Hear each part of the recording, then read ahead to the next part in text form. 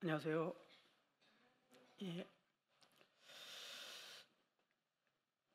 오늘도 에베소 말씀을 이어서 함께 나누도록 하겠습니다. 오늘은 에베소 3장에 있는 후반부에 있는 말씀입니다.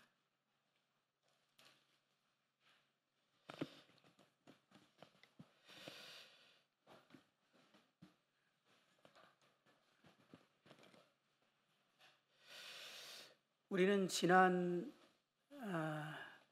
말씀을 통해서 특별히 에베소 3장 1절부터 13절을 통해서 하나님의 마음속에 품고 계셨던 비밀인 이 교회의 가치에 대해서 생각해 보는 시간을 가졌습니다. 물론 우리 개개인이 얼마나 소중한 존재이고 가치가 있는 존재가 되었는지에 대해서는 아무리 강조해서 말해도 부족할 것입니다. 왜냐하면 주님께서 우리의 개인을 위한 희생이 얼마나 컸는지를 생각해 볼 수 있기 때문에 그렇습니다. 그러나 이 천하보다 귀한 한 영혼들을 하나님께서 하나님의 품에 안으시기 위해서 하나님께서 이 교회를 생각하셨습니다.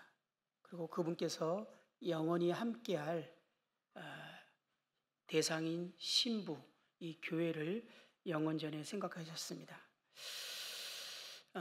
1장 끝부분부터 2장까지는 이 그리스도의 몸인 교회에 대해서 이렇게 말씀이 기록되어 있다가 3장은 2장을 이어가는 그런 내용이었습니다.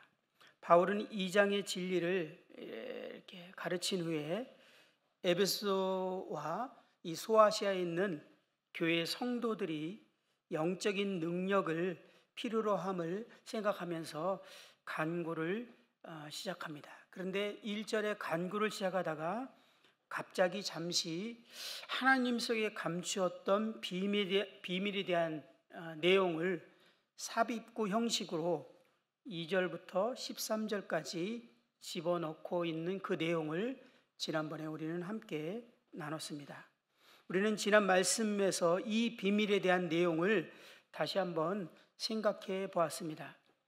하나님 마음 속에 수천 년 동안 감추었던 비밀의 내용, 그 내용은 바울이 내용을 이제 말하면서 내가 이미 그 내용을 얘기했다라고 말하는 표현들을 보게 됩니다. 그 내용은 사실 2장에 있는 그런 내용입니다. 이 2장의 내용들을 그리스도의 복음으로 구원받은 유대인과 이방인들이 구별이 없어지고 그리스도의 몸으로서 교회를 이루게 하시는 하나님의 계획에 대해서 말하고 있습니다. 또한 그리스도의 몸인 교회는 사람들에게 그리스도를 나타내고 드러내고 설명하는 그런 목적을 이루기 위해서 성도 간에 서로 화목하게 되어서 하나님께서 편안하게 거하시고 활동하시는 처소가 되는 것이 하나님이 계획하신 이 방법임을 또 설명하고 있습니다. 이 목적을 이루시기 위해서 하나님께서 그리스도께서 십자가에서 화목제물로 이 땅에 오셨음을 초반부에 말씀하셨고, 우리가 하나님과 화목해 되었을 뿐만 아니라 그 교회의 구성원인 유대인과 이방인 결코 하나 될 수 없는 그들이 화목해 된 예수 그리스도의 그 십자가의 화목제물 대신 그 은혜로 말미암아 화목하게 되었다라는 내용을 설명하고 있습니다. 그러면서 앞으로 믿게 될 전 모든 그리스도인들이 바로 하나님의 처소인 이 교회로서 성도들이 서로 화목제물 대신 그리스도의 피를 의지해서 서로를 용납하고 사랑하며 화목해 돼야 될 것에 대해서 우리에게 가르치고 있는 내용을 우리는 보게 됩니다. 이것을 통해서 하나님의 계획하신 교회의 뜻이 이루어질 것입니다. 뿐만 아니라 3장에는 그 2장에는 이 교회가 천사들과 타락한 이 천사들에게까지 하나님의 각종 지혜를 드러내는 이제 도구로 사용될 것에 대해서 교회의 놀라운 가치를 설명하고 있는 것을 우리는 살펴보았습니다. 교회는 하나님에게 영원전부터 계획하시고 마음에 비밀로 품고 있었던 특별한 존재였습니다. 이것이 교회의 가치입니다. 그래서 바울은 이 교회의 가치를, 하나님이 계획하신 영원전에 품었던 교회의 가치를 이제 계시로 받게 된 사람이고, 이 계시로 그것을 알게 되었을 때 그의 인생은 이제 분명한 삶의 방향의 초점이 맞춰졌습니다. 그가 복음을 전하는 이유는 교회를 세우기 위해였고, 그가 교회가 세워질 때 함께 즐거워하며 감사하며 기뻐했고, 교회가 어려움을 겪었을 때 그는 밤낮 눈물로 기도했다라는 그런 내용들이 기록되어 있는 것을 봅니다. 그래서 골로새 1장 24절에 보면 나는 이제 너희를 위하여 받는 괴로움을 기뻐하고 그리스도의 남은 고난을 그의 몸된 교회를 위하여 내 육체에 채우노라. 내가 교회의 일꾼 된 것은 하나님이 너희를 위하여 내게 주신 직분을 따라 하나님의 말씀을 이루려 함이니라. 그는 자기 자신 스스로를 교회를 섬기는 일꾼으로서 자기의 생애를 이제 드릴 것에 대해서 하나님이 자신에게 맡긴 부르심이라고 고백을 하고, 교회를 받는 모든 고난과 어려움에 대해서 그는 감당하고자 하는 마음이 있었습니다. 우리가 바울과 같은 그 교회에 대한 가치를 계시로 알게 될 때 우리의 삶은 바뀔 수 있지 않을까.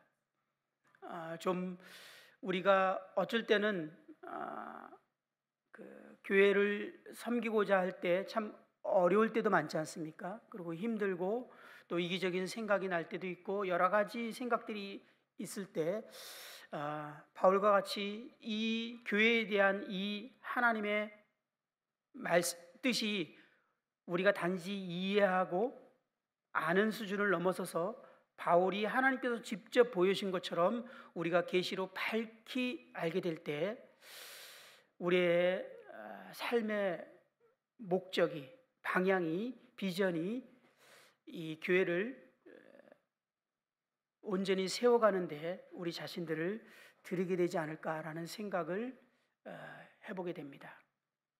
오늘은 3장 14절부터 21절까지 내용을 통해서 말씀을 이어서 한번 보도록 하겠습니다. 14절부터 읽어보도록 하겠습니다. 3장 14절입니다.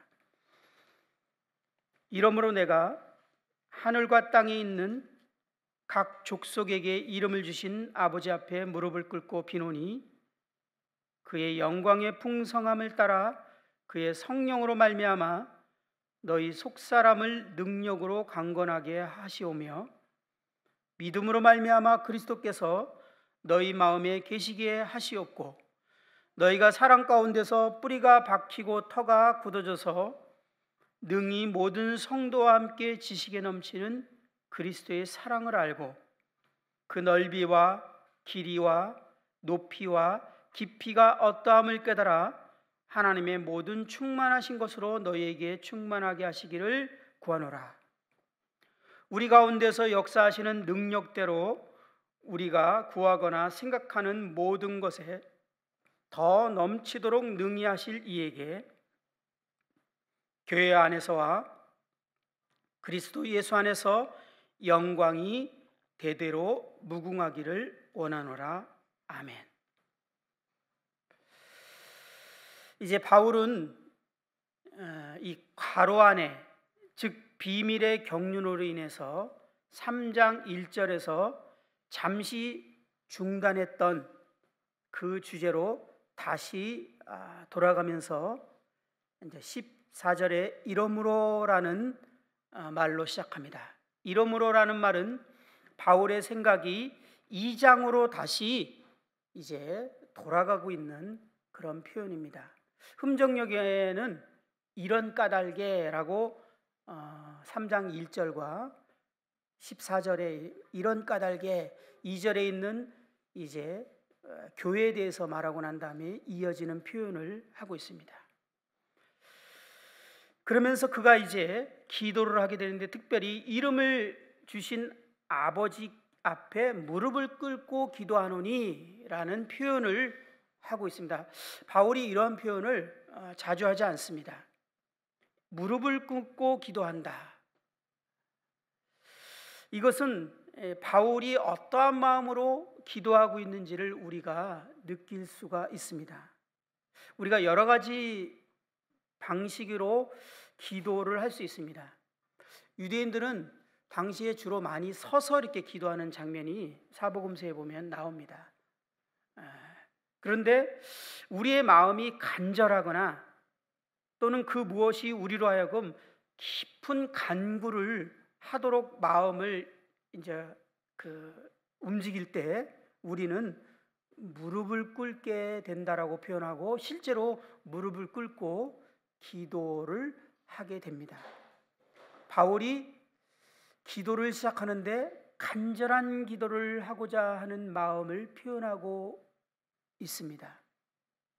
저는 이 14절부터 21절의 말씀을 읽으면서 바울의 기도를 읽으면서 과거에 예전에 앞에 있는 내용과 상관없이 뚝 띄어서 이 기도 내용을 많이 읽고 또 생각했던 것 같아요. 그래서 바울이 그냥 우리에게 속사람이 강건하기를 기도하고 우리가 그리스도의 사랑을 깨달아 알기를 원하고 이러면서 참 기도 내용이 감사하다라는 생각을 한 적이 있습니다. 그러나 성경을 항상 문맥적으로 봐야 되죠. 그걸 딱 띄워놓고 보게 되면 우리가 많은 오해를 하게 됩니다. 바울은 지금 이 기도를 하게 되는 이유가 바로 앞에 있는 계시의 내용을 말하면서 그것을 생각할 때 무릎을 꿇게 될 수밖에 없음을 우리는 보게 됩니다. 바울은 이 에베소 교회와 이 소아시아 교회들이 이 편지를 받고 있는 교회들이 하나님의 목적을 이제 깨닫고 이해하고 알게 될 뿐만 아니라 그것을 이제 그 교회가 이루게 되기를 간절히 원했기 때문에 그는 간절한 마음으로 기도를 시작하는 표현으로 무릎을 꿇고 비노니라고 표현하고 있습니다. 아버지 하나님께서 그리고 주님께서 또 그 나라에서 바울은 지금도 저희 교회가 이 말씀을 우리 모두가 마음 깊이 성령님에 의해서 깨닫게 되고 그것이 우리 교회를 통해서 이루어지기를 간절히 기도하고 계실 것이라고 생각이 들어지고 그러한 마음으로 이 말씀을 우리가 대할 필요가 있다라는 생각이 들어집니다. 16절부터 19절까지는 바로 바울이 무릎 꿇고 간절히 기도하는 내용이 기록되어 있는데요. 이것은 바로 하나님의 2장까지 얘기했던 그 하나님의 비밀의 경륜, 이 교회를 통해서 이루어 가시기 원하시는 그 하나님의 계획을 이루기 위해서 성도들에게 반드시 필요한 3가지 정도의 영역을 위해서 하나님께 기도하고 있는 내용을 보게 됩니다. 바울이 이렇게 기도하고 있다는 것은 바울이 첫 번째 기도에서도 하나님의 성령님의 조명으로 말미암아 우리가 깨닫게 되어지는 영역은 바울이 어떤 설명이나 노력으로 되어지는 것이 아니라 하나님의 역사로 말미암아 우리가 그것이 조명되어지는 거기 때문에 간절한 기도를 하게 되는 것을 보게 되는데요. 이 두 번째 기도도 이 내용은 우리 스스로가 되어질 수 있는 내용이 아니라 하나님께서 역사하시고 은혜를 베푸셔야만 하는 부분이고 이것이 반드시 이루어지지 않고서는 하나님께서 이 교회를 향한 뜻이 실현될 수 없기 때문에 바울은 간절한 마음으로 무릎 꿇고 기도하고 있는 것을 우리는 보게 됩니다. 그 내용을 한번 세 가지 정도로 정리를 해보게 됐는데요. 한번 살펴보도록 하겠습니다. 첫 번째는 우리 16절에 있는 그의 영광의 풍성함을 따라 그의 성령으로 말미암아 너의 속사람을 능력으로 강건하게 하시오며. 이 바울이 간절히 기도하고 있는 우리 안에서 이루어지기 원하는, 그 당시에 이 수신자들인 이 초대교회 성도들을 통해서 이루어지기를 원하는 것은 그들이 속사람으로 말미암아 능력으로 강건하게 되어지는 것입니다. 왜 그렇게 되어져야 된다는 필요가 있다고요? 그들이 어떤 영적으로 성장하기 위해서, 그들이 어떤 그 무엇을 위해서? 아닙니다. 목적이 분명합니다. 하나님의 경륜인 이 교회의 뜻이 이루어지기 위해서는 반드시 속사람이 강건해져야 되는데, 그 구체적인 내용이 2절에는 나와 있었는데요, 우리가 서로 화목하게 되어지고 하나가 되어져야 된다라는 것이 우선 2절에는 가장 계속 강조하고 있던 내용이었습니다. 우리가 하나가 되는 것, 우리가 화목게 되는 것, 이게 속사람의 능력으로 강건하게 되지 않으면 불가능하다는 것입니다. 공감하시죠? 부부가 화목하는데도요, 속사람이 능력으로 강건하지 않으면 불가능합니다. 부부가 하나 되는데도 정말 자기 부인, 하나님의 능력이 아니면 불가능합니다. 부모 자식 간에도요, 화목게 되려면요, 진짜 어떤 능력이 필요해요. 우리 힘으로 안 됩니다. 그런데 우리 성도들 간에 화목게 되어야만 된대요. 하나가 되어야만, 반드시 그래야만 하나님의 계획이 이루어진대요. 근데 이 하나됨이라는 것은 우리가 타락한 이 육신을 갖고 있는 존재고, 우리를 끊임없이 방해하고 있는 사단이 역사하고 있는 한 이것이 그냥 될 수 있는 문제가 아니라는 겁니다. 우리가 서로 화목하기 위해서, 하나 되기 위해서는 이 영적인 능력이 필요하고, 우리가 하나 되기 위해서는 우리 자신을 죽음으로 넘기는, 이렇게 표현할 수밖에 없습니다. 죽음으로 넘기는, 자기를 부인하는 그 능력이 반드시 필요합니다. 물론 마음에 잘 맞는 사람, 내 스타일, 저도 그런 분들 많이 있습니다. 그런 분들하고는 죽음으로 넘길 필요 없어요. 근데 우리 모두는요, 도저히 내가 받기 어려운 사람, 그리고 괜찮았는 줄 알았는데 좀 더 깊이 관계를 맺고 시간을 지나 보니까 참을 수 없거나 받을 수 없는 사람이 생깁니다. 또는 예배당에서 이렇게 널찍이 예배드리고 반가워서 악수하고 인사하고 애찬하고 집으로 돌아갈 때는 괜찮았는데, 정말 진정으로 서로 알아가고 하나가 되려고 소그룹으로 작은 단위로 딱 뭉쳐놓으니까 이 도저히 받을 수 없는 증상들이 나타납니다. 여기서 말하는 화목과 하나됨은요, 그냥 적당한 거리에서 웃고 악수하고 안부 묻고 그런 정도를 말하는 것이 아니거든요. 진정한 가족으로서 삶을 공유하는 정말 공동체를 말하는 것이거든요. 그 공동체를 경험하기 위해서 우리가 작은 단위로 모여보니까 그전에는 괜찮았는데 진짜 어려워지기 시작하죠. 그 어려워지는 게 이상하다고 생각하는 게 오히려 오해고요, 착각이었어요. 이상한 게 당연한 거죠. 어려운 게 당연한 거죠. 그렇지 않습니까? 우리가 결혼하기 전에 데이트할 때 너무 좋으니까 결혼하려고 결심한 거 아니에요? 만나면 너무 행복하고 너무 좋으니까, 이 사람하고 만나면 계속 행복할 것 같아서, 떨어져 있으면 너무 힘들고 같이 있으면 좋으니까. 근데 같이 있어 보니까 정말 항상 그렇던가요? 그렇지 않잖아요. 우리는 죄의 몸을 갖고 있기 때문에 결코 그럴 수 없거든요. 그런데 하나님께서 우리 안에 평안히 거하시고 그분이 우리 안에서 역사하시고 일하시기 위해서는 그러한 우리들이 서로 화목하고 하나가 돼야 되기 때문에 그리스도께서 이 땅에 화목제물로 오셔서 우리로 하여금 화목하도록 하신 거예요.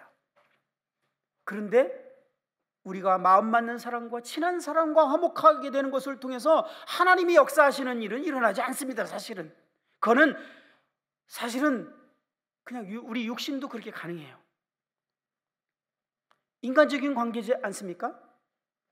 그걸 통해서 하나님이 평안을 느끼시는 것이 아니에요. 우리가 정말 하나 될 수 없는 우리가 하나 될 때, 제가 이것을 저희 예전에 우리 모임은 뭐 소그룹이니 이런 거 자체가 아예 없었잖아요. 그렇죠? 요즘에 이제 모임들이 많이 그런 것들을 하지만 제가 있었던 교회는 특별히 성도 수가 300명, 400명이 됐던 데까지 됐던 교회예요. 그러다 보니까 소수들과 관계를 이렇게 잘 맺었어요. 근데 그분들은 저하고 뭐 어려움이 없기 때문에 소수의 관계를 잘 맺죠. 두루두루 관계를 다 맺을 수가 없었어요. 그러다가 제가 이제 주일학교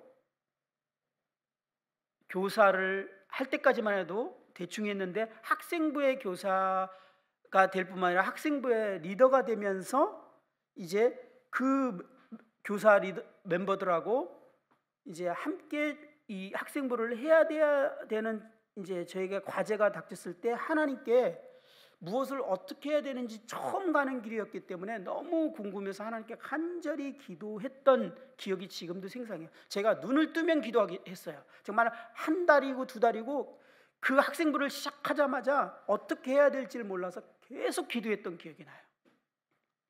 한 2달 정도를 하나님께 간절히 기도했던 어느 날 하나님이 저한테 너무나 강력하고 분명하게 그 방법을 딱 제시하셨는데 교사들과 하나 되라 라는 오더였어요. 제 생각에 이게 단가?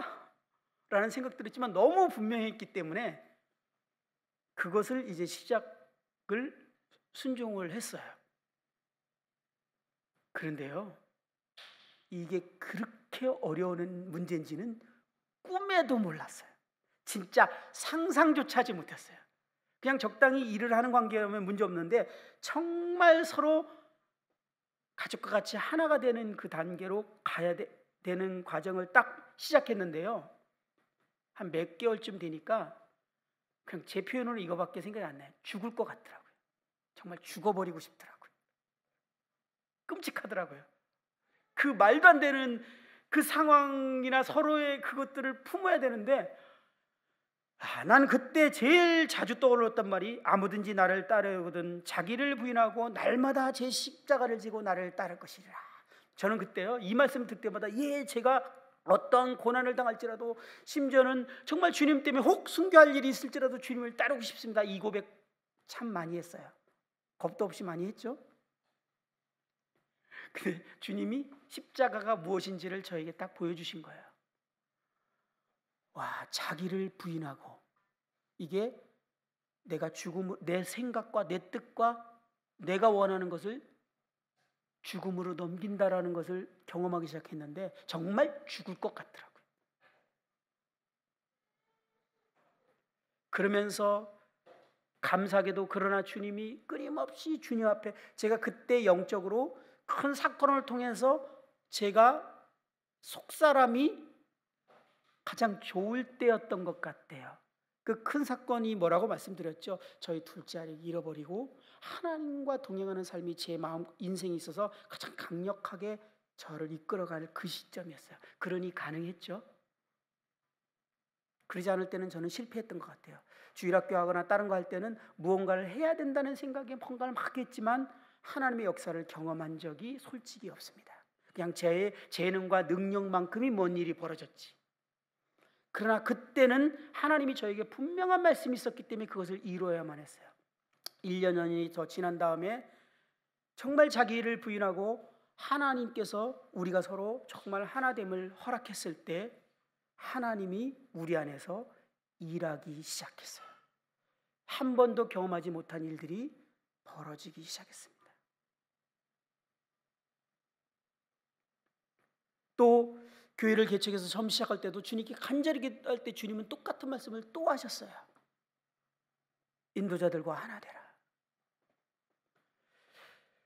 십몇 년 동안 같이 지낸 사람이라서 뭐 서로 되게 친한 사이였거든요. 그러니까 뭐 이렇게 친한 사이인데 뭐 어려울겠는가? 그리고 딱 시작했는데 웬걸? 이건 그게 아니야. 이거 또 다른 문제더라고요. 그러면서 이 작은 단위로 정말 함께 하나 될 때 진정한 이 하나됨을 이 무엇인지를 맛보기 시작했고, 반드시 이 하나 되기 위해서는 죽음에 넘기는 자기 부인이 필요하다는, 이 죽음에 넘기는 자기 부인은 속사람의 능력에 강건하지 않고서는 불가능하다는 것을 이제 이해하기 시작했습니다. 우리는 죽음을 통해서 부활을 경험한다고 합니다. 죽음을 통한 부활이 아닌 것은 진정한 생명이 아닙니다. 우리의 능력이고 어쩌면 우리의 열매일 수 있습니다. 내 마음에 맞는 사람과 하나 되고 화목하는 것은 부활 생명의 능력이 필요하지 않습니다. 우리의 힘과 우리의 재능과 우리의 어떤 기질로 가능합니다. 사람을 잘 관계를 맺는 사람은요 되게 잘 맺습니다. 근데 그것이 부활 생명 아니에요. 그런 사람도 한번 제대로 만나면요 진짜 극복 못합니다. 내가 받을 수 없는 사람을 자기를 부인을 통해 죽음을 통해 하나가 되는 것이 부활 생명의 능력이고, 하나님이 우리에게 하나됨을 요구하고 화목함을 요구하는 건 여기까지이기 때문에 바울은요 이것이 하나님께서 우리에게 허락하셔야만 되는 일인 것을 알기 때문에, 그렇지 않으면 여기서부터 브레이크 걸려서 교회가 진정한 교회로서의 기능을, 하나님의 계획을 이룰 수 없기 때문에 바울은 간절히 무릎 꿇고 속사람이 강건하기를 기도를 시작하게 됩니다. 왜 오늘날 교회들이 이렇게 많지만 하나님의 역사를 경험하지 못하는지 우리는 이것을 생각해 보면 이해할 수 있지 않습니까? 몇몇 사람들의 탁월함, 또 우리의 단순한 열심의 노력, 봉사, 이걸 통해서 교회는 좀 나아집니다. 훨씬 나아질 수 있어요. 그러나 하나님의 역사는 경험하지 못합니다. 믿지 않는 사람들이 우리를 통해서 하나님의 살아계심과 그분의 역사를 통해서 생명이 태어나는 일들은 경험하지 못합니다. 이것은 우리의 속사람의 능력이 강건함을 통해서 우리가 하나 될 때만 가능하다는 거예요. 바울은 이것을 알았기 때문에 간절한 마음으로 무릎 꿇고 기도를 시작했습니다. 우리도 기도해야 될 내용이죠. 이것이 얼마나 어려운 것인지 경험해 보신 분들은 압니다. 그래서 적당한 관계에서는 이것을 경험할 수 없어요. 우리가 작은 단계로 봉사를 해보거나 정말 하나 되는 팀으로 일을 해보거나 소그룹 안에서 진정한 하나 되기를 노력해보면 그때 이건 부활 생명이 필요한 거구나. 그리고 부활 생명으로 하나 됐을 때 그 가운데서 하나님의 역사는 놀랍다라는 것을 이제 우리는 경험할 수 있게 됩니다. 그것을 경험해보지 않은 것은 하나님께서 교회를 세운 목적을 진정으로 경험해보지 못한 것입니다. 이것이 우리의 바람이고 소원이어야 되지 않겠습니까? 그것을 위해서 우리는요 소그룹 하는 거예요. 안 하면 편하잖아요. 솔직히 딱 놓고 말하면 예배드리고 예찬하고 이렇게 하면 훨씬 편하지 않습니까? 저 알아요. 그거 너무 잘 알아요. 근데 그것으로 하나님이 교회 가운데 역사하지 못한다는 거예요. 예전에는 교회 숫자가 작았기 때문에 그게 저절로 그렇게 됐지만요 이제는 우리 교회 사이즈는 그렇게 될 수 없다는 거예요. 나하고 마음에 안 맞는 사람하고는 관계 안 맺어도 주일날 와도 아무 문제 없어요. 인사 한 번 안 해도요 아무 문제 없다니까요.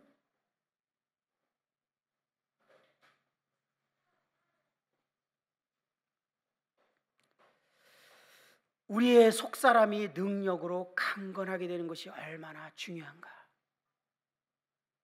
그런데요 바울은요 이렇게 기도하고 만다면 우리가 정말 어떻게 해야 되는가라고 막연히 할 수 있는데 바울은 기도를 이어가면서 두 번째 기도를 통해서 속사람이 능력으로 강건하게 되기 위한 두 번째 영역을 기도하고 있습니다. 이 두 번째 영역은 속사람이 능력으로 강건하기 위해서 필요한 영역을 기도하고 있습니다. 그것은 17절에 보면 믿음으로 말미암아 그리스도께서 너희 마음에 계시게 하옵시고 라고 기도하고 있습니다.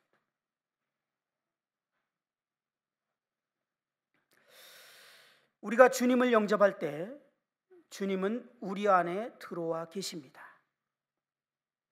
먼저는 기본적으로 진정한 거듭난 그리스도인이 아니라면, 그리스도께서 우리 안에 들어와 계시지 않는다면 속사람이 능력으로 강건하게 되는 것은 불가능하기 때문에 사실은 인간적으로 내가 관계 맺을 수 있는 사람 이상을 넘어가는 것은 현실적으로 불가능합니다.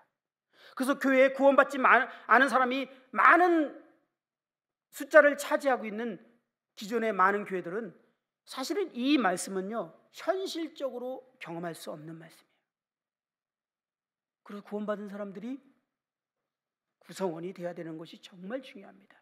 그러나 여기서 그리스도께서 너희의 마음에 계시옵시고라는 이 말의 의미는 그 부분을 말하는 것이 아닙니다. 이미 우리 안에는 그리스도께 계십니다.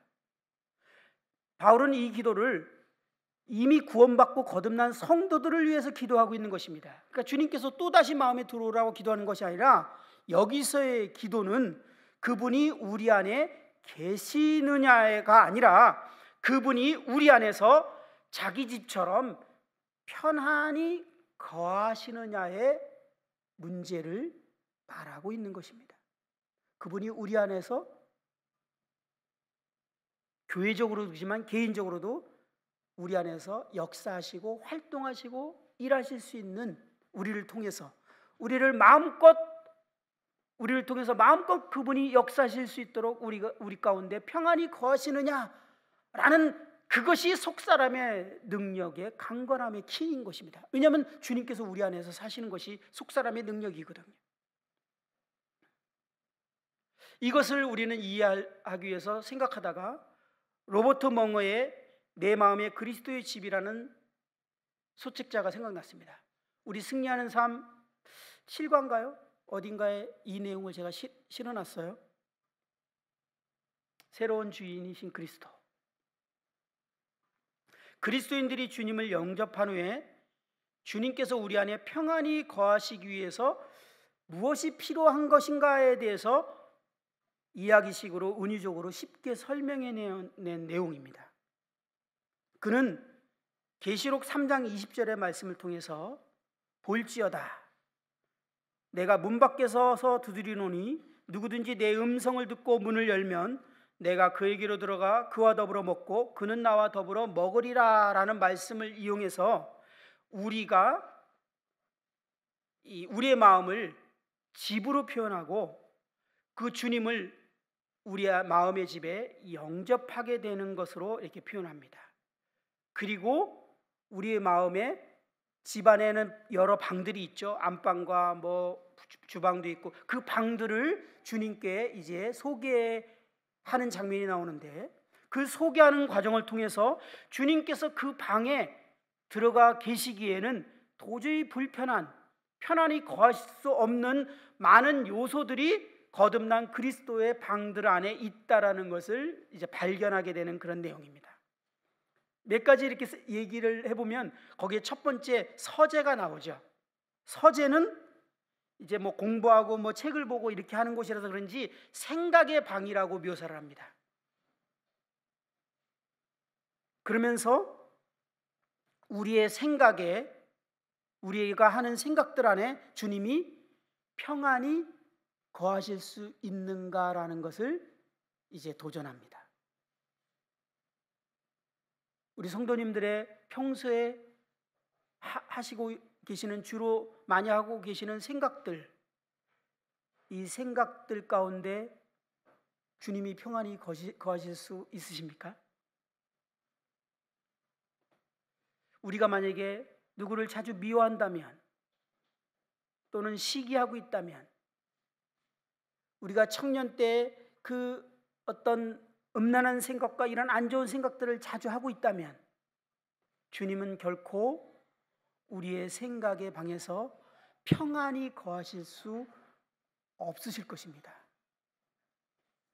이거를 왜 지금 우리가 얘기하고 있냐면, 우리가 주님께서 우리 안에서 정말 평안히 거하시고 우리를 통해서 그분이 사시기 위해서 걸림돌이 되고 있다는 것에 대해서 우리는 단순하게 생각해서는 안 됩니다. 바울은 이것을요, 심각하고 진지하게 간절히 기도하고 있다는 거예요. 그래서 이러한 생각을 우리는 그리스도께 복종하고 우리의 생각이 그리스도가 평안히 계실 수 있도록 우리의 생각을 다스려야 될 것에 대해서 도전합니다. 항상 출발은 생각이죠. 저도 주님과 관계 가운데 아까 말씀드렸던 그 하나됨을 통해서 주님이 역사하실 때, 주님과 개인적인 시간을 제일 많이 가질 때 주님이 저에게 가장 많이 도전했던 게 뭐냐면, 네 생각, 그 내가 싫어하고 내가 함께 있기를 정말 불편해하고 내가 그 진짜 싫어하는 그 생각 자체를 버릴 것을 계속 도전했어요. 그것이 처음에 훈련하는 게 진짜 어렵더라고요. 이 생각을 버리는 것. 근데 여기서 이미 우리는 실패해버려요. 우리의 생각 정말 중요합니다. 주님이 평안히 거할 수 있도록 하는 생각. 그리고 그 다음 곳에 이렇게 가는 거 보면 주방으로 이렇게 데려가는 모습이 보여요. 주방은 식욕과 욕구의 방으로 이렇게 묘사를 하는데요, 이곳에서는 우리가 삶 가운데 무엇을 추구하고 무엇을 힘쓰고 무엇을 위해서 시간을 투자하는지에 대해서 내용을 다루고 있는 그런 방입니다. 우리가 현재 추구하고 힘쓰고 있는 대부분의 시간들, 이것이 주님이 평안히 거할 수 있는 것인지에 대해서 생각해 보게 하는 내용입니다. 우리 형제자매님들은 어떠십니까? 내가 대부분 쓰고 있는 이 시간들을, 이 추구하는 것들, 생각할 뿐만 아니라 힘쓰고 있는 것들에 하나님이 기뻐하시고 함께 그 일에 힘쓰고 함께 해줄 수 있는 그런 일인지, 이것에 주님이 평안히 거하셔야 된다는 겁니다. 거기에요, 좀 없었으면 하는 내용이 하나가 나오는데 오락실이 나와요. 외국인들은 오락실도 있나 보죠, 방에. 물론 어떤 사람들은 방 하나에다가 컴퓨터니 이렇게 여러 가지를 꾸며놓을 수도 있는데, 그런 오락실에 대해서도 나오는데, 이곳은 우리들의 여가 활동, 취미 생활에 대한 방으로 묘사를 합니다. 이 방을 통해서 우리들이 평소 갖고 있는 사람들과의 모임, 만남들, 세상 사람들은 제 나이쯤 되면 이제 심심하고 친구도 없고 그러니까 등산 모임, 무슨 모임에 가입해갖고 거기서 이제 관계를 맺고 이렇게 하고 한다는데요, 거기서 문제들을 다 이렇게 일어난다고 하죠. 또 세상 사람들은 그런 세상의 모임일 수도 있고, 우리들이 심지어는 교회 안의 모임일 수도 있습니다. 우리들의 친구 관계 또는 여가 활동, 취미 생활에 대해서 주님도 함께 하실 수 있고 주님도 평안할 수 있는지에 대해서 생각해 보게 하는 그런 내용이 나옵니다. 가슴 찔끔하게 하는 것은 침실에 대해서, 안방에 대해서 나오는데, 안방은 우리들의 어떤 부부 생활이나 이성 관계, 성적인 그러한 영역이 있어서 정말 주님이 우리 삶 가운데 평안하실 수 있는지에 대해서 도전합니다. 이런 것들이 우리가 속사람의 능력으로 강건하는 데 있어서 아주 중요한 방해 역할을 하고 있다는 것에 대해서 바울은 지금 기도하고 있는 것입니다. 주님이 우리 안에 평안히 거하실 수 있는가. 가장 인상 깊고 특이한 게 나오는데요, 벽장이라고 나와요. 벽장. 벽장에 대한 부분은 은밀한 것을 의미합니다. 이건 다른 사람한테 절대 드러내고 싶어하지 않는 영역. 뭐가 있을까요? 나의 오랫동안 갖고 있는 죄악된 습관일 수 있어요. 고범죄, 또 육신적인 남들한테 절대 보이고 싶지 않은 그런 육신적인 모습들, 또 어떤 사람에게는 과거의 그 죄, 결코 말하고 싶지 않은, 또 나를 자유치 못하게 하는 그런 어떤 상처들, 이런 것일 수 있어요. 주님은 이 벽장을, 문을 열기를 원하시고 그곳에 들어가는데 주님이 막 코를 막습니다. 냄새가 너무 진동해서 내가 도저히 여기는 있을 수가 없다라고 이렇게 말씀하시는 그런 표현이 나와요. 혹시 우리에게 그러한 것들이 있다면 주님은 우리 안에 평안이 거할 수 없다라는 것입니다.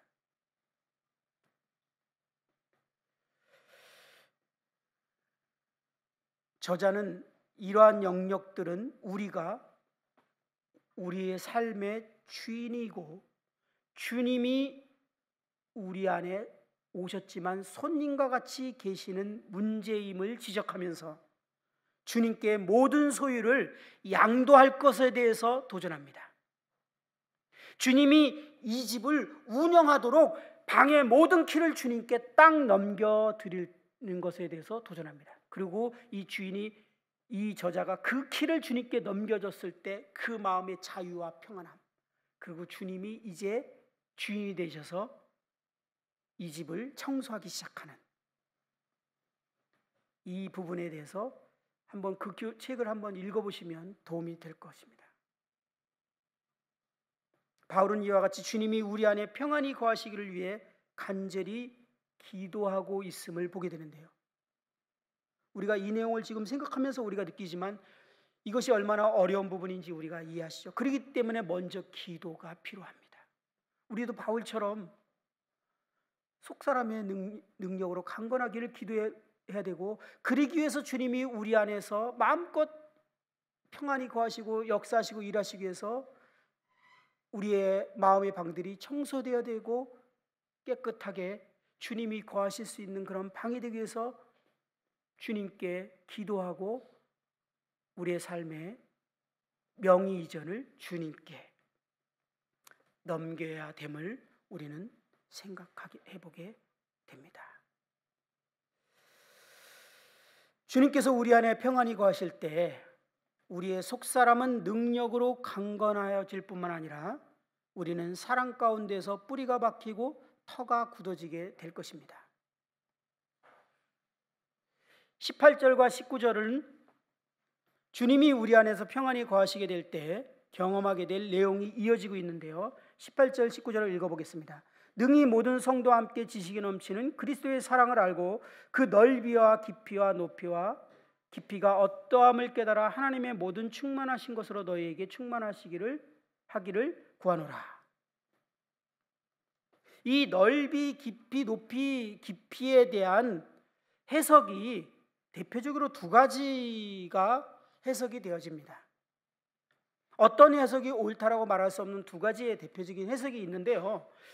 아마 우리 성도님들은 많이 이 부분을 그리스도의 사랑으로 연결해서 아마 이 말씀을 이해하지 않았을까. 그런데 우리 모임에서 형제님들은 또 그렇게 해석하지 않은 분들이 꽤 많으십니다. 왜냐하면 다른 이 개역개정이나 다른 번역본에 보면, 특히 여러분들이 금방 지금 찾아볼 수 있는 흠정역에 보면요, 18절을 이렇게 표현하고 있어요.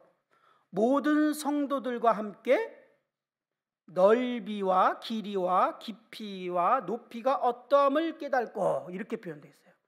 그리스도의 사랑으로 표현되어 있지 않아요. 그리고 19절이 지식을 뛰어넘는 그리스도의 사랑을 알아 하나님의 모든 충만하심으로 충만하게 되기를 구하노라. 이 말씀의 배열에 의하면 넓이와 길이와 높이는 그리스도의 사랑을 말하는 것이 아니라 앞에서 말하고 있는 하나님의 비밀의 경륜을 말하고 있는 것으로 해석을 합니다. 그 비밀의 경륜을 깊이, 넓게, 높이 더 우리가 분명하게 더 이해할 수 있는 것으로 바울은 기도했다라고 해석하는 방식입니다. 이 해석으로 생각해 보게 되면요, 우리가 어떻게 이해할 수 있냐면 그리스도께서 우리 마음 가운데 평안히 계실 때 그 그리스도께서 우리 마음 가운데 계시로 말미암아, 성령님의 계시로 말미암아 이 하나님의 비밀의 경륜을 바울처럼 조명으로 밝히 깨닫게 되어진다라는 것으로 우리는 해석할 수 있습니다. 사실 이것을 머리로 이해하는 것은 성경을 읽거나 주석을 보면 이해할 수 있습니다. 강단의 말씀을 통해서도 우리는 이해할 수 있습니다. 그런데 이것이 우리의 삶을 변화시키는 조명으로 오는 것은 성령님의 역사죠. 그런데 성령님이 어떤 사람에게 그렇게 역사하느냐 할 때 하나님과 관계 가운데 그분과 동행하고 그분이 우리 마음 가운데 편안히 거하실 때 하나님은 자신의 계획과 뜻을 우리들에게 보여주시고 말씀하신다라는 겁니다. 그렇게 이 말씀을 해석할 수 있습니다. 둘째는 우리가 잘 이해하는 대로 그리스도의 사랑을 나타내는 것으로 보는 해석입니다. 그리스도 사랑을 넓게, 깊게, 높게, 깊이, 길게 그렇게 깨닫게 되어지는 것입니다.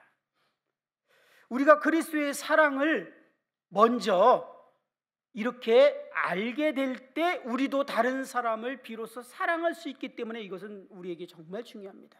우리의 힘과 능력으로 아까 말씀드렸던 것처럼 도저히 받을 수 없고 용납할 수 없는 사람을 받을 뿐만 아니라 사랑으로 간다는 것은요, 이거는 불가능한 것 같아요. 그런데 우리가 하나님의 사랑에 우리 마음에 부음받을 때 우리는 다른 사람을 사랑할 능력이 비로소 우리에게 있게 됩니다. 그래서 처음 구원받았을 때는 다른 사람들을 사랑하는 것들이 가능했던 거예요. 그런데 우리 안에 또 많은 하나님이 싫어하는 것들이 이제 있게 되면서 그리스도께서 우리 가운데 평안히 거하시지 못하고 우리의 속사람의 능력이 무력해졌을 때 우리는 또다시 이 사랑의 능력이 나타나지 않으므로 좌절하게 되는 그러한 것들을 경험하게 됩니다. 근데 여기서 18절에서 중요한 단어가 하나 나오는데요, 능히 모든 성도와 함께라는 단어입니다. 우리가 하나님의 사랑을 깊이 깨닫게 되거나 아니면 하나님의 은혜의 경륜을 깊이 깨닫게 되는 것은 결코 개인이 할 수 없다라고 바울은 말하고 있습니다. 우리 개인은 결코 그 전부를 이해할 수 없습니다. 바울은 하나님의 놀라운 계획이나 지식에 뛰어넘는, 이 지식에 뛰어넘는 표현이 뭐냐면 우리 지식으로 이해할 수 있는 것이 아니라고 말하는 것입니다. 그리스도의 사랑은 모든 성도들과 함께 할 때 알 수 있게 된다라고 말하고 있는 것이 우리가 주목해야 될 단어입니다. 그래서 우리는 반드시 서로를 필요하고 서로를 모여야 하고 교제를 해야만 한다는 것입니다. 끝으로 하나님의 계획이 이루어지기 위해서 바울이 기도하고 있는 세 번째 영역은 19절에 보면 끝에 너희에게 하나님의 모든 충만하신 것으로 너희에게 충만하게 하기를 구하노라 이렇게 말하고 있습니다. 하나님의 충만하심으로 충만해지는 것, 이것은 쉽게 표현하면 성도들이 예수님과 같은 모습으로 변화되는 것, 예수님의 형상을 닮아가는 그런 성숙한 모습을 말하고 있는 것입니다. 우리가 교회 가운데 하나가 되고 화목하기 위해서는 우리가 그리스도의 성품으로 변화되는 것, 그리스도가 우리를 통해서 자신의 성품을 드러내시고 주님께서 우리를 통해서 사시는 것이 정말 중요함을 우리는 조금만 생각해도 이해할 수 있습니다. 바울은 하나님의 계획인 비밀의 경륜이 이루어지기 위해서 이러한 영역이 필요함을 알고 간절히 기도하고 있습니다. 다시 말씀드리면 그리스도의 몸인 교회, 하나님의 처소인 교회가 하나님의 교회를 세우신 목적을 이루기 위해서는 우리가 서로 화목하고 하나가 되어야 하는데, 그러기 위해서 우리 각자가 속사람이 능력으로 강건해져야 하며, 그러기 위해서 그리스도께서 우리 마음에 평안히 거하셔야 하며, 우리가 그리스도와 같은 인격으로 성숙해져야 함을 볼 수 있습니다.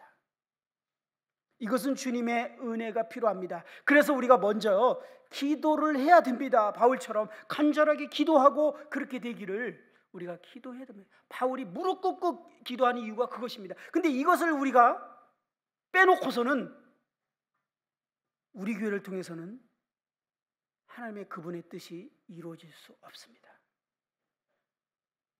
우리의 모양이나 형식적으로는 교회처럼 모양을 만들 수 있을지 모르지만 하나님이 우리 가운데 역사하시는 그 계획을 이루시는 교회는 경험할 수 없다는 겁니다. 우리 주님이 오시기 전에 이러한 교회를 경험해 보고 싶지 않습니까? 저의 단 하나의 소원을 말한다면 그런 교회를 경험해 보고 싶습니다. 입니다. 주님이 우리를 통해서 그 일을 하는 것을 경험해 보고 싶습니다.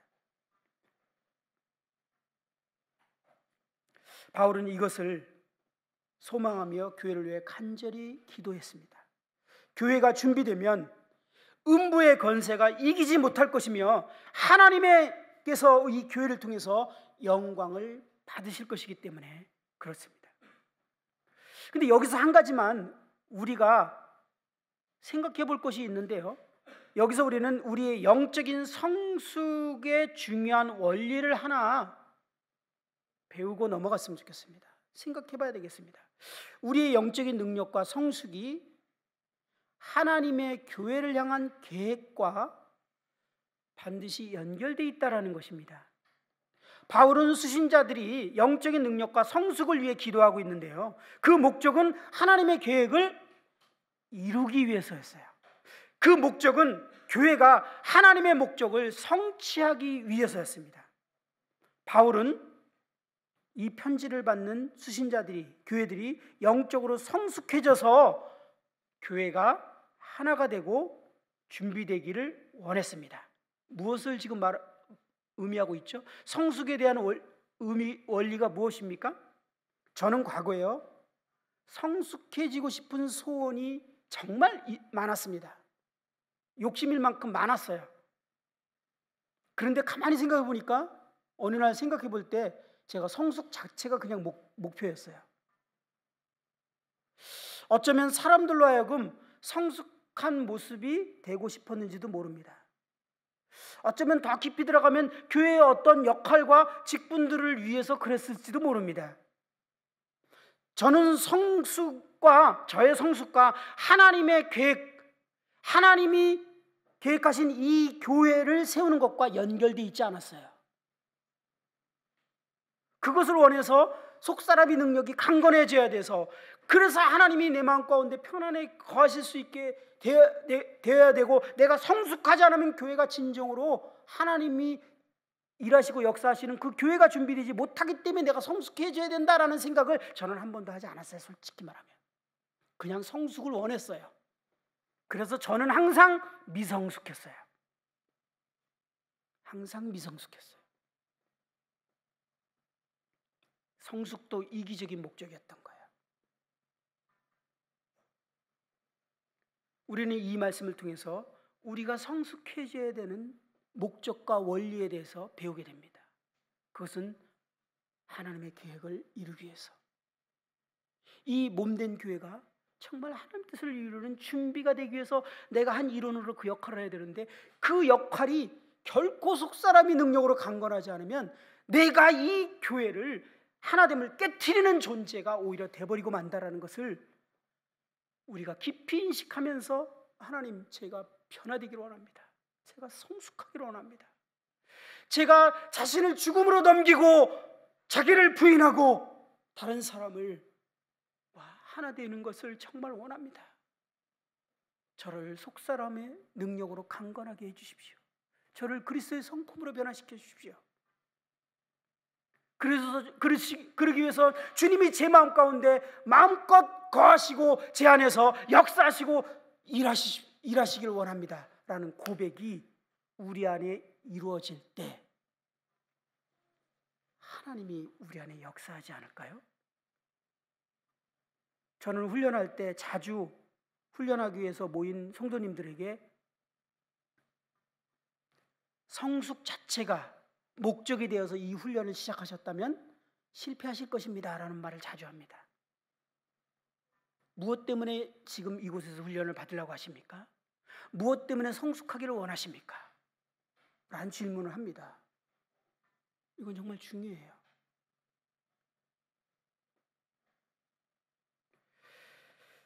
우리가 하나님의 계획을 분명히 알게 되고, 그래서 바울은 먼저 하나님의 계획을 알게 되는 것이 먼저인 것에 대해서 기도를 하고 있지 않습니까? 그것이 우리의 비전, 목적이 될 때 교회의 가치를 이해하고 교회가 정말 준비되는 것이 얼마나 중요한지를 이해하게 될 때 이제 우리는 진정한 공동체를 이루고자 하는 그런 마음이 생깁니다. 그리고 진정한 공동체를 이루고자 시작했을 때 우리에게 부딪히는 많은 우리의 육신적인 우리의 서로들의 모습들이 드러나면서 우리가 영적으로 성숙해야 하며 속사람이 능력으로 강건해야 될 간절한 필요를 느끼게 되지 않겠습니까? 그럴 때 우리는 하나님께 기도하게 됩니다. 그때 하나님이 그 기도를 응답하시지 않겠어요? 그 기도를 기뻐하시지 않겠어요? 어떻게 응답하시고 어떻게 기뻐하시고 응답하신다고 써 있습니까? 20절, 우리 가운데서 역사하시는 능력대로 우리가 구하거나 생각하는 모든 것에 더 넘치도록 능히 하실 이에게. 이렇게 우리가 소원을 가지고 기도할 때 하나님은요, 우리가 구하는 것, 아니 우리가 생각하는 것보다도 넘치도록 응답하시겠다는 거예요. 왜 우리는 이런 응답을 경험하지 못할까요? 우리의 목적이, 동기가 잘못되었기 때문에. 우리는 하나님의 영광을 위해서 존재합니다. 우리는 하나님의 계획을 이루기 위해서 교회가 세워진 거예요. 그렇기 때문에 우리는 그것에 초점을 맞춰지고 그것을 위한 소원으로 기도를 시작할 때 하나님은 우리의 기도보다 넘치도록, 우리의 생각보다도 넘치도록 역사하실 거라고 약속하십니다. 우리의 기도가 이 기도가 되어야 됩니다. 끝으로 21절, 교회 안에서와 그리스도 예수 안에서 영광이 대대로 영원무궁하기를 원하노라. 교회는 하나님의 은혜의 걸작품이기 때문에 하나님은 교회 안에서 영광을 받으셔야 할 뿐만 아니라 교회를 통해서 영광을 받으실 것입니다. 윌리엄이라는 형제님은 이렇게 말했습니다. 천천히 읽어보겠습니다. 하나님과 아버지로서의 영원한 영광은 교회와 그리스도를 통하여 영원히 나타나게 될 것이다. 놀라운 말이다. 그리스도와 교회가 하나님의 영광을 영원히 나타내는 도구가 될 것이다 라고 말했습니다. 이것이 교회의 가치입니다. 함께 잠시 기도하는 시간을 갖도록 하겠습니다.